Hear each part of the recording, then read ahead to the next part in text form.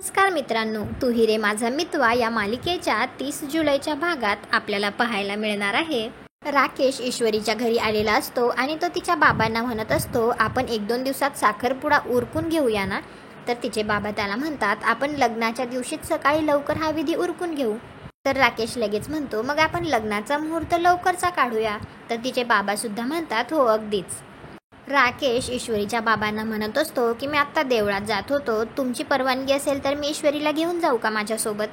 लगेच ईश्वरीची आई म्हणते, साखरपुडा अजून झालेला नाहीये ना.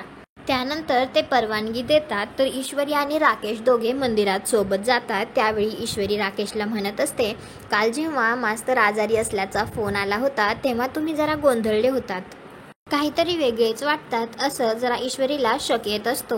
दुसरीकडे एक माणूस अर्णवला भेटलेला असतो आणि तो त्याला सांगत असतो की जो तुमचा बहिणीचा नवरा आहे ना, तो वकीलच नाहीये.